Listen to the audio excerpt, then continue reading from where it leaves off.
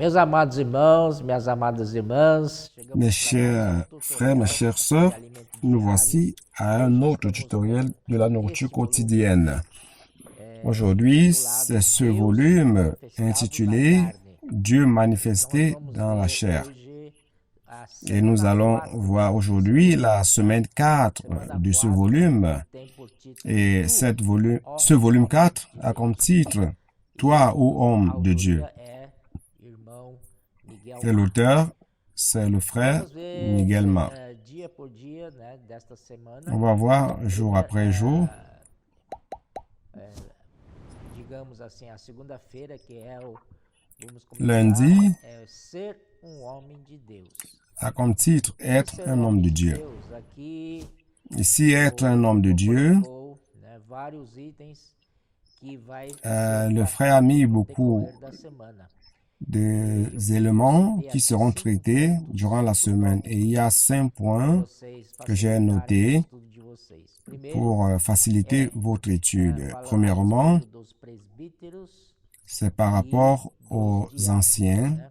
et aux diacres. Então, o segundo tópico é Le deuxième élément, saúde espiritual, c'est la santé spirituelle et aussi la santé physique. cuidava muito bem, né, C'est-à-dire do seu que jovem Paul cooperador, prenait bien soin de son jeune coopérateur, espiritual, mas também principalement sous l'aspect spirituel, mais sans négliger toutefois la partie physique, la santé physique de son coopérateur Timothée. tópico 3, que são as Et nous avons palavras le 3 que os ensinamentos ou le troisième élément, saudáveis. les saintes paroles et les enseignements saints. Sobre a piedade, Et le quatrième élément, c'est sur la piété esse lucro. Vamos ver qui apporte un véritable bénéfice. Nous allons voir c'est quoi le véritable bénéfice ou gain. On verra plus tard. Le cinquième élément, c'est Dieu lui-même se déposant en nous afin que nous nous confions en lui dans notre vie, notre vécu. Et juste après, il y a une partie que je trouve importante. Il dit, je me rappelle de la parole du frère Dong, le serviteur du Seigneur, qui disait que la vie d'église ne consiste pas seulement à la vie des réunions, mais aussi la vie familiale, les réunions de l'église, l'espace professionnel et les relations sociales. Cela veut dire que tous les aspects de notre vie sont inclus dans la vie d'église. Donc la vie d'église comme colonne et base de la vérité inclut la totalité de notre vie. 1 Timothée chapitre 3 verset 1, ce verset commence comme ceci. Fidèle est la parole. Si quelqu'un aspire à la charge d'évêque, il désire une œuvre excellente. Ici, aspirer, l'aspiration, c'est un désir. Dans ce sens, il n'est pas inclus l'ambition ou l'envie, mais tout simplement le désir d'être un jour évêque ou ancien, mais cela vient d'un cœur pur de vouloir servir le Seigneur. Et cela est louable.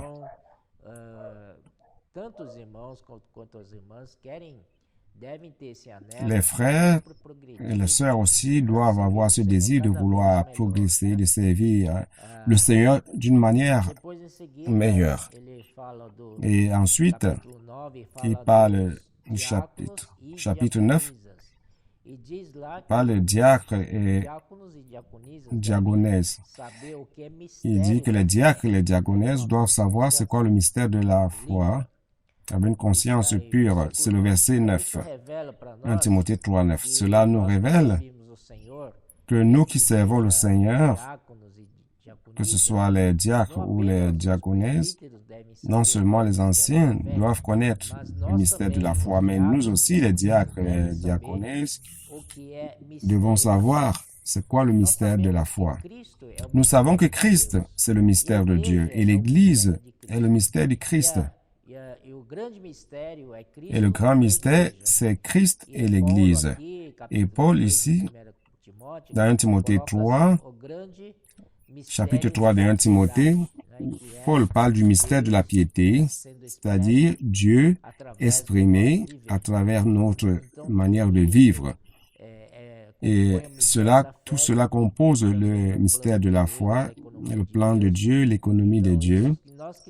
Donc nous qui servons l'Église, nous ne servons pas aveuglément, mais avec une vision et nous avons un objectif.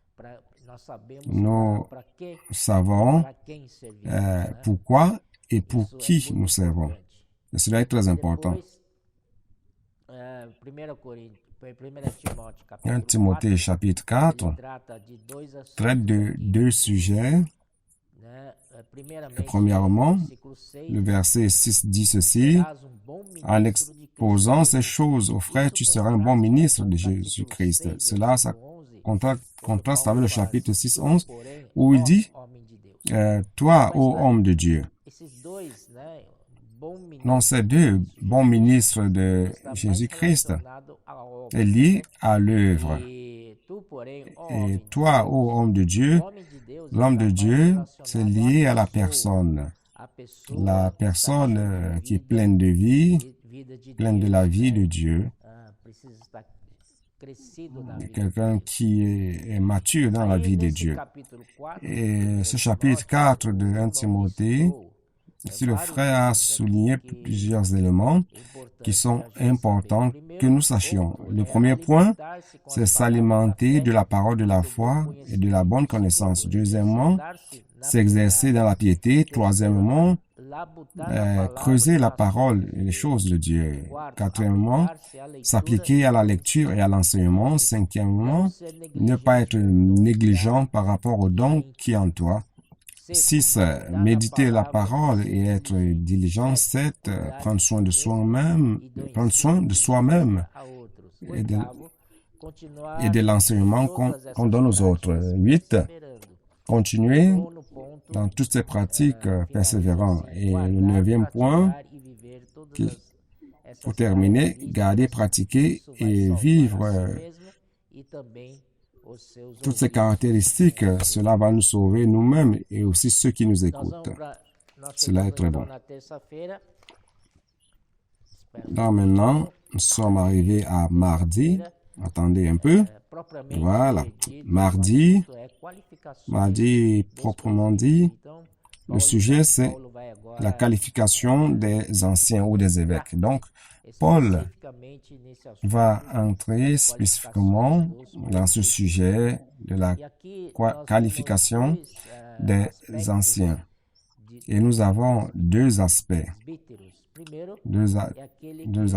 concernant les anciens. Premièrement, c'est celui qui préside bien. Présider bien, ça veut dire bien administrer et prendre soin des choses de Dieu, des choses matérielles, parce que ce sont les biens de l'Église, les finances de l'Église, etc. Et le deuxième point, qui est très important, c'est chercher à s'attacher à l'enseignement et à la parole. Donc, l'ancien a ces deux côtés. Il doit savoir administrer ou gérer et en même temps alimenter les frères.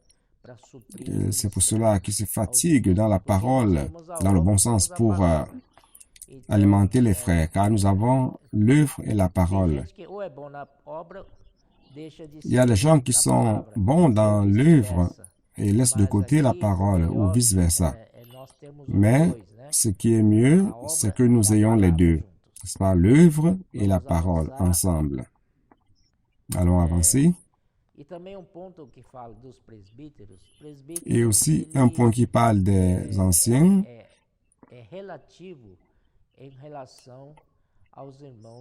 Un ancien est lié au frère de sa ville. Il n'est pas ce frère qui est extrêmement mature. Être mature, ce n'est pas par rapport à la croissance extrême de vie, mais par rapport surtout aux frères de sa localité. Il est plus avancé que les frères de sa localité. Donc, les frères ont mis des exemples bons ici. Il dit, vous n'êtes pas plus mature, vous n'êtes pas le plus mûr comme ancien, mais vous êtes tout simplement moins vert. J'ai trouvé cela très créatif. Donc, par rapport aux autres, vous êtes un tout petit peu plus mature. De toute façon, nous devons maintenir l'humilité et ne jamais se juger supérieur aux autres. Vous êtes égaux aux autres frères que le Seigneur vous a confiés. Et il faut toujours maintenir l'humilité. L'humilité est très importante car ayant l'humilité, nous allons toujours chercher à nous améliorer, avoir le désir d'apprendre plus de choses. Donc Paul parle de cela aussi plus tard. Il dit que les saints puissent voir ton progrès, que ton progrès soit manifesté à tous. Dans l'Église, peu importe l'âge, nous devons chercher le meilleur, chercher la croissance. 1 Timothée 5,19, ce verset traite du sujet de l'accusation contre les anciens. Ce verset dit, ne reçois point d'accusation contre un ancien, si ce n'est sur la déposition de 2 ou 3 témoins.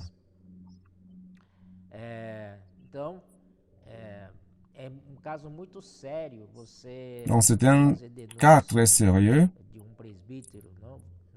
de dénoncer un ancien. Et Paul dit, ne reçois point d'accusation contre un ancien si ce n'est sur la déposition de 2 ou 3 témoins,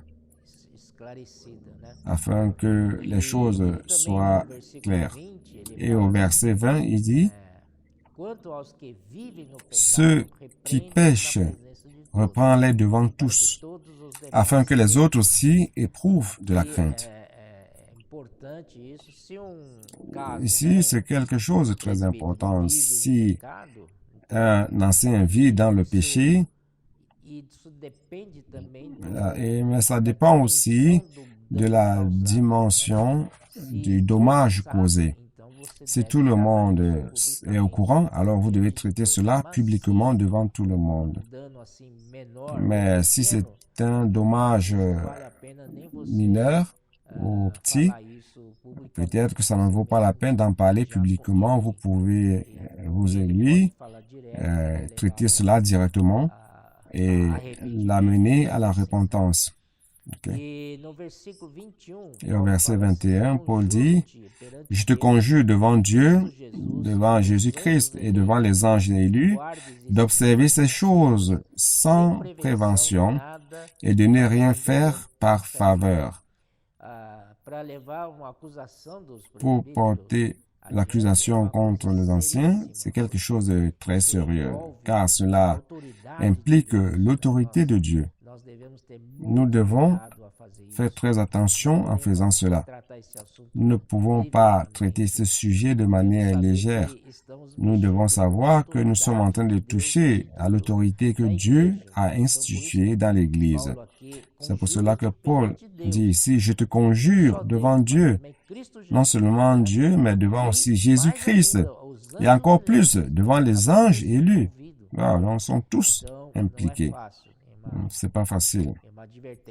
C'est un avertissement pour nous. Par rapport au jugement des anciens, ça doit être sans prévention et rien fait par partialité. La prévention, c'est lorsque vous n'aimez pas quelqu'un et lorsque cette personne commet une erreur, vous agissez durement vis-à-vis d'elle. Ça, c'est pas prévention. C'est-à-dire que vous allez déjà en jugement avec une prévention. Vous ne jugez pas de manière neutre, indépendante. Nous devons faire attention à cela. Un autre point, c'est de ne pas juger avec partialité. Agir avec partialité, c'est d'avoir des préférences.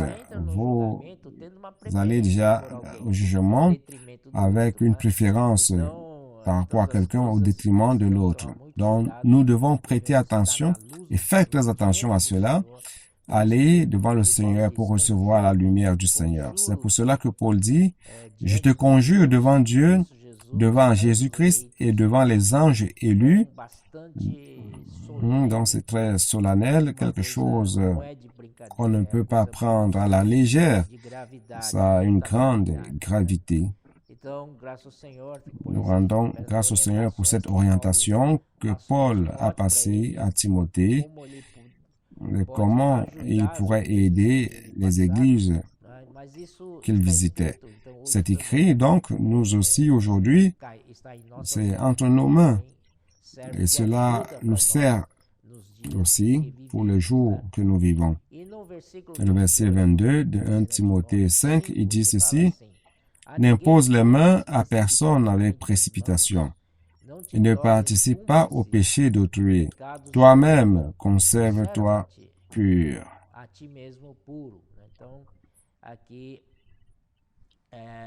Ici, c'est très important. Paul nous avertit de ne pas imposer les mains n'importe comment, pour ne pas être complice des péchés, car l'imposition de mains implique une identification, une union.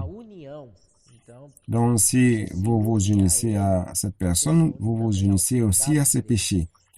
Et si vous devez imposer les mains à quelqu'un, vous devez aussi être scient de cela. Allons donc à mercredi. Mercredi, basically, c'est 1 Timothée 5, 23 à 25. Allons-y. Chapitre 5, 23 à 25. 23 dit, « Ne continue pas à ne boire que de l'eau, mais fais usage d'un peu de vin à cause de ton estomac et de tes fréquentes indispositions. » Ici, nous voyons comment Paul se fait du souci par rapport à son jeune coopérateur, comme je l'ai dit au début. Paul se faisait du souci par rapport à la santé de Timothée. Timothée, c'est dans la Bible, il dit qu'il avait de fréquentes indispositions. Cela montre que c'était quelqu'un qui était maladif, qui tombait facilement malade. Et Paul lui dit, à cette époque-là, il n'y avait pas de médicaments, il n'y avait pas d'autres médicaments. Aujourd'hui, nous avons beaucoup de médicaments pour l'estomac, médicaments pour la gastrite, des médicaments pour l'ulcère gastrique. Mais à l'époque, Paul lui a fait une ordonnance en lui disant de prendre un peu de vin. Peut-être que ça allait guérir Timothée. Aujourd'hui, et puis Paul pouvait utiliser sa foi qui était si grande, car il avait fait de grands miracles. Il a sauvé beaucoup de personnes des maladies. Même le mouchoir de Paul guérissait les personnes. Pourquoi Paul n'a pas guéri Timothée ici? Ce que Paul faisait en guérissant les multitudes, c'était par la souveraineté de Dieu et selon l'arrangement de Dieu. Donc tout est entre les mains du Seigneur. Il pouvait appliquer cette puissance de guérison qu'il avait sur Timothée. Mais il ne l'a pas fait, car dans ce cas, c'est la grâce qui doit guérir. Je me rappelle que Paul, une fois, a laissé son coopérateur malade à Milet. C'était un autre cas aussi. Il pouvait le guérir, utilisant la puissance extraordinaire qu'il avait.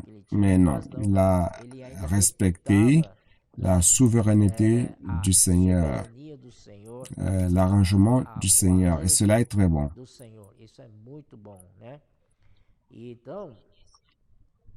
Je pense que ce mercredi, c'est le point le plus important. Ah oui, il y a aussi le 25, 24. 24 dit, « Les péchés de certains hommes sont manifestes, mènent avant même avant qu'on les juge, tandis que chez d'autres, ils ne se découvrent que dans la suite. Donc, il y a des péchés qui sont notoires. Tout le monde voit et reçoit déjà un jugement. Toutefois, pour d'autres, il y a des péchés qui ne sont pas manifestés de manière notoire. Mais un jour, ça sera manifesté. Il n'est pas possible de cacher cela toute la vie. Tôt ou tard, ça va se manifester. Mais si quelqu'un de nous a cela, ou l'auteur de la nourriture quotidienne, il conseille que nous devons traiter cela de manière rapide. Mais tout cela devant Dieu demander de l'aide, se repentir, et c'est une pratique qui est très bonne. Verset 25. De même, les bonnes œuvres sont manifestes, et celles qui ne le sont pas ne peuvent rester cachées. Donc ici, cette parole du côté positif aussi, donc les choses bonnes seront manifestées aussi. Il y a des choses bonnes qui se manifestent, qui sont manifestes, les gens les voient, mais il y a d'autres qui ne se manifestent pas rapidement aussi, mais ne pourraient pas rester cachés. Ce que vous faites de bien, le Seigneur le sait. Vous êtes discret, vous faites des choses, personne ne perçoit, mais c'est cela même. Et vous faites cela pour le Seigneur, vous ne faites pas cela pour plaire aux hommes. Et cela, c'est lié à nos services dans l'Église. Vous ne faites pas les choses pour que les gens vous voient faire, pour avoir des éloges. Vous le faites pour le Seigneur. Parfois, personne ne voit, personne ne sait que vous êtes en train de faire cela. Mais vous faites cela pour le Seigneur. Et c'est le Seigneur qui voit les choses cachées, va te récompenser. Et ce qui se manifeste et que tout le monde voit, probablement, il aura déjà reçu sa récompense ici sur terre. Et il n'y aura plus de récompense pour lui. Donc, je trouvais ce point très important. Jeudi, parole et enseignement seront selon la piété, chapitre 6, de 3 à 6. Si quelqu'un enseigne de fausses doctrines et ne s'attache pas aux saines paroles de notre Seigneur Jésus-Christ et à la doctrine qui est selon la piété. Les saines paroles, ce sont les paroles qui nous donnent la vie et la santé. Car nous avons la vie et la nature de Dieu et ces paroles nous alimentent. C'est pour cela que c'est une parole saine, une parole pleine de vie et de santé. Lorsque nous prenons ces paroles, la conséquence, c'est d'être en santé, la santé spirituelle.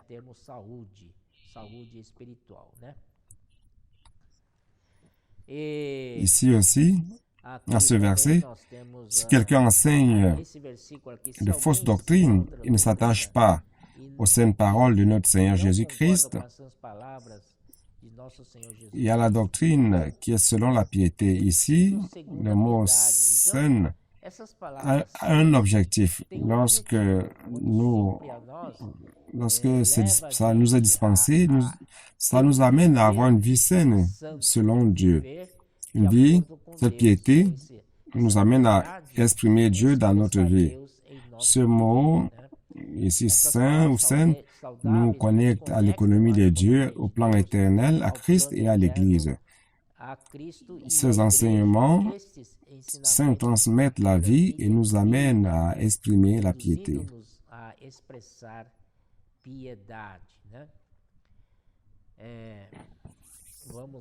4 et 5 dit, 4 e 5 aqui diz, esse é orgulho. 4 dit ceci, il est enflé d'orgueil. Então 4 diz assim, é enfatuado, nada Paul entende. continue, le verset 3 qui dit ceci, Si quelqu'un enseigne de fausses doctrines et ne s'attache pas aux saintes paroles et continue en disant, parlant de ceux qui ne s'attachent pas aux saintes paroles, il dit, il est enflé d'orgueil, il ne sait rien et il a la maladie des questions oiseuses et des disputes de mots, d'où naissent l'envie, des querelles, des calomnies, les mauvais soupçons, les vaines discussions d'hommes corrompus d'entendement, privés de la vérité et croyant que la piété est une source de gain. Je vais attirer l'attention sur le verset 5 qui explique tout. Dans des vaines discussions d'hommes corrompus d'entendement, privés de la vérité.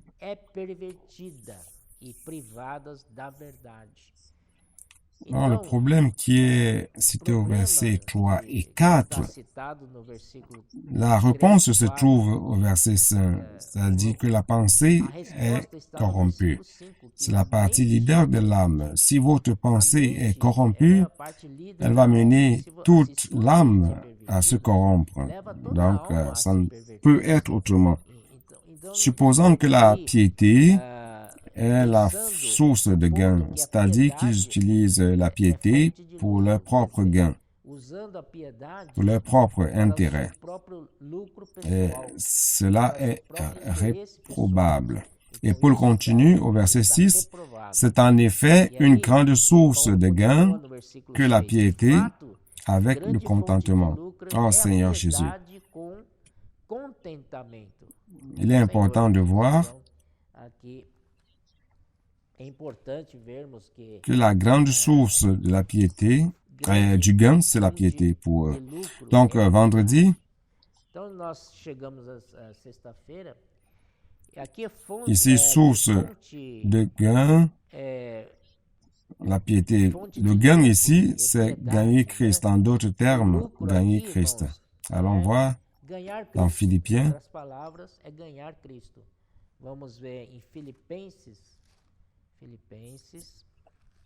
Chapitre 4, verset 11 à 13, qui dit ceci, « Ce n'est pas en vue de mes besoins que je dis cela, car j'ai appris à être content de l'état où je me trouve. Je sais vivre dans l'humilité et je sais vivre dans l'abondance.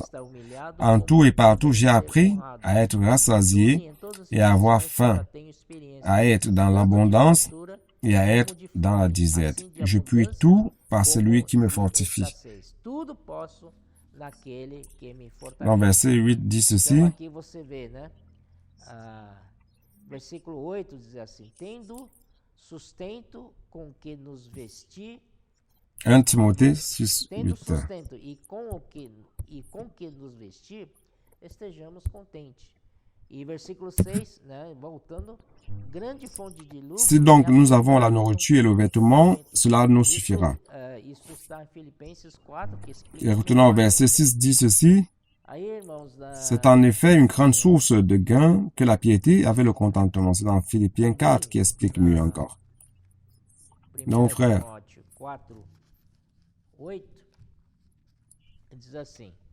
Aussi, 1 Timothée 4, 8. Car l'exercice corporel est utile à peu de choses, tandis que la piété est utile à tout, ayant la promesse de la vie présente et de celle qui est à venir. Donc ici, verset 7 de Timothée 6, il dit ceci, « Car nous n'avons rien apporté dans le monde et il est évident que nous n'en pouvons rien apporter. Nous sommes venus au monde sans rien, quand nous sommes nés. Et lorsque nous mourrons, nous n'allons rien emporter non plus de ce monde. Alors, pourquoi gâcher son temps à accumuler des richesses, cherchant être riche, frère? Paul continue ici, verset 10, 9, 10, il dit, Mais ceux qui veulent s'enrichir tombent dans la tentation, dans le piège et dans beaucoup de désirs insensés et pernicieux qui plongent les hommes dans la ruine et la perdition. Car l'amour de l'argent est une racine de tous les maux, et quelques-uns, en étant possédés, se sont égarés loin de la foi et se sont jetés eux-mêmes dans bien de tourments. Ici, c'est un grand avertissement de la part de Paul par rapport à comment traiter l'argent, les richesses et l'argent. Ici, il montre que l'amour de l'argent est une racine de tous les maux. Et il dit, et certains veulent devenir riches. Donc, ce sont les deux phrases. Ceux qui veulent devenir riches et l'amour de l'argent. Il n'est pas en train de dire qu'on ne peut pas être riche dans la vie d'église. Mais il dit ceux qui veulent être riches. Donc, ils ont un désir. Tout le temps, ils ne pensent qu'à s'enrichir. Voulant accumuler de l'argent, en faisant cela, ils courent un grand risque d'attirer beaucoup de maux vers eux-mêmes, car l'amour de l'argent est une racine de tous les maux. Donc, nous pouvons aimer plus Dieu, plus l'Église, plus sa parole, plus que aimer l'argent. Car il est dit ici, à cause de cette envie, beaucoup se sont déviés de la foi et ont été tourmentés, sont tombés dans les tourments.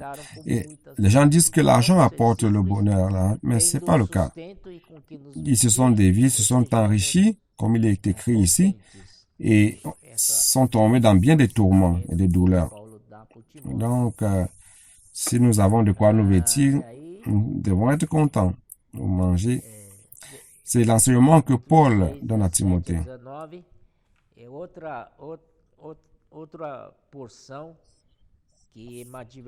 Chapitre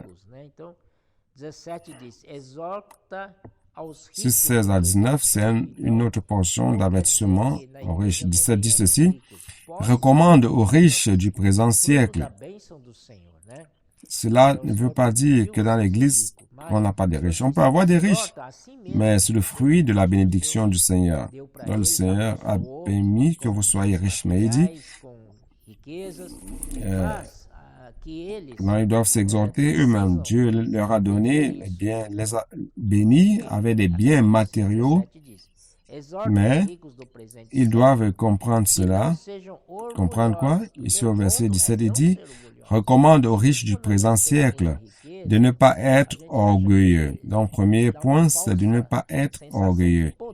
Parce que lorsque nous avons beaucoup de richesses, cela nous donne une fausse sensation de puissance. Vous avez de l'argent, donc vous avez le pouvoir d'acheter ceci ou cela. Mais ce n'est qu'une sensation de pouvoir ou de puissance.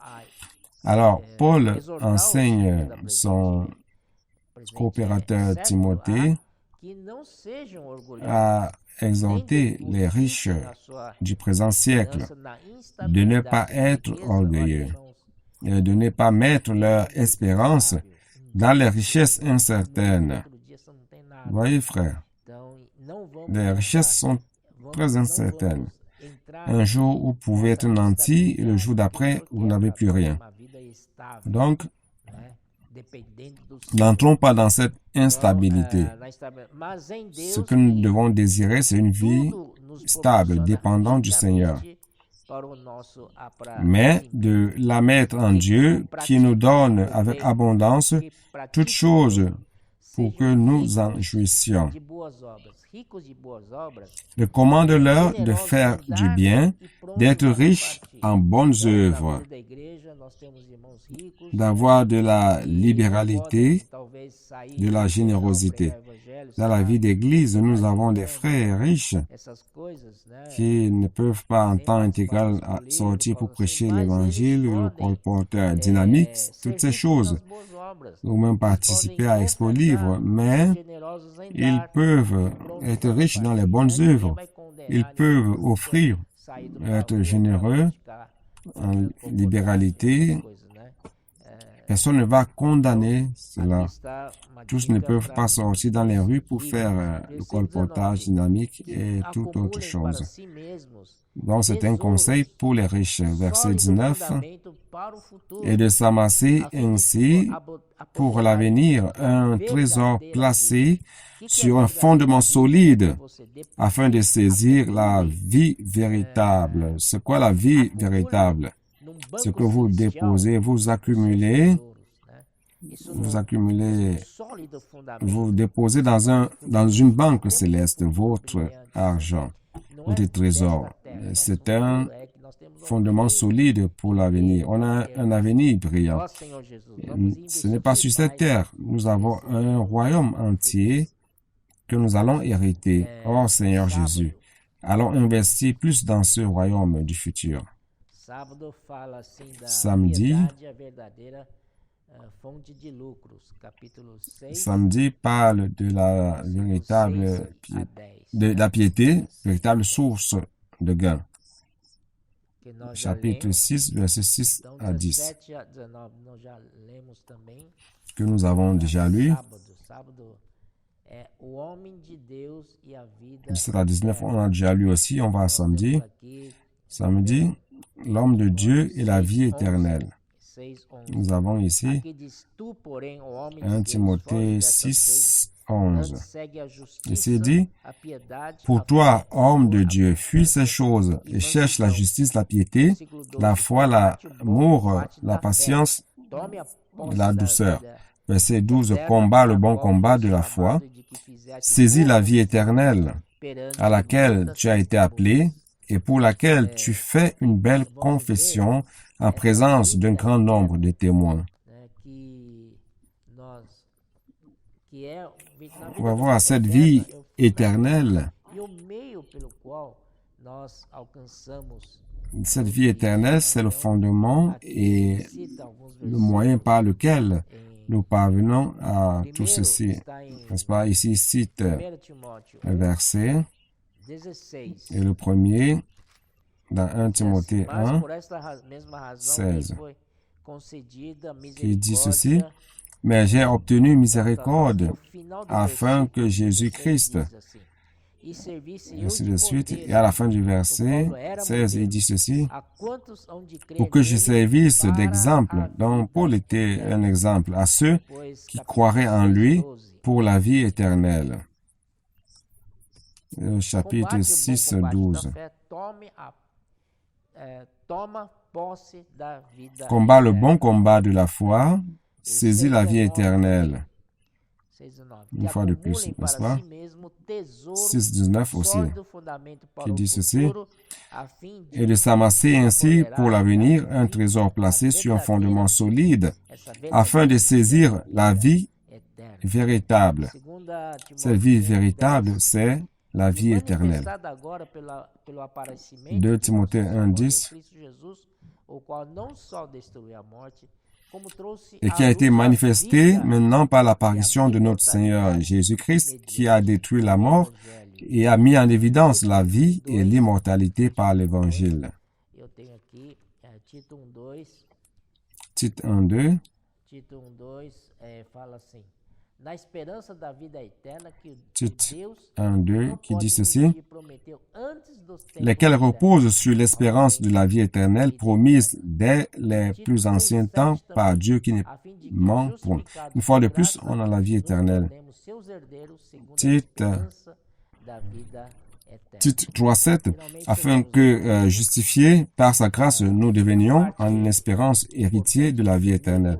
Finalement, nous sommes arrivés à dimanche. Em primeira La partie la plus Timóteo, importante capítulo 6, de dimanche, c'est 13, né, 13, dans 1 Timothée 6, 14, que diz assim: exorto perante 1 Timothée Deus 6, que 13, preserva a 14, vida de todas as qui coisas, disent ceci, e perante Cristo je te Jesus, recommande devant Dieu Pôncio Pilatos, qui donne la vie fez à a toutes boa choses confissão, et devant guardem Jésus-Christ o qui mandato fit une belle imaculado, confession devant Ponce Pilate, irrepreensível, de até a garder le manifestação commandement de nosso Senhor et de vivre Jesus sans Cristo. tache, sans Olha que reproche, Paulo falou jusqu'à por Timóteo, l'apparition de guardar notre Seigneur aquilo Jésus-Christ. que ele recebeu do Senhor Paul a dit à Timothée de garder ce qu'il a reçu du Seigneur, ce commandement sans tâche qui est en lui, qu'il puisse bien garder cela et ne pas perdre, que manifestera en son temps le bienheureux, le seul souverain, le roi des rois et le Seigneur des seigneurs. 2 Corinthiens, pardon, je confonds toujours Corinthiens et Timothée. Pardonnez-moi mes frères. Donc, 2 Timothée 1, 13. Maintenant, oui. Retiens dans la foi et dans l'amour qui est en Jésus-Christ le modèle des saintes paroles que tu as reçues en moi, que tu as reçues de moi. Verset 14. Garde le bon dépôt. Ouais, maintenant, je me suis retrouvé. Garde le bon dépôt par le Saint-Esprit qui habite en nous. Donc, nous devons garder le bon dépôt. Mais qui est-ce qui va garder cela pour nous? Et ils disent par le Saint-Esprit. Donc, vous devez coopérer avec l'Esprit Saint pour garder ce bon dépôt que le Seigneur a mis en vous. Le Seigneur a mis beaucoup de choses en vous. Vous avez ce dépôt. Et qui est-ce qui va vous garder cela? En fait, c'est l'Esprit. Verset 12. Maintenant, on va lire l'autre côté de la monnaie. Verset 12. Et c'est à cause de cela que je souffre ces choses. Mais j'en ai point honte, car je sais en qui j'ai cru. Et je suis persuadé qu'il a la puissance de garder mon dépôt jusqu'à ce jour-là.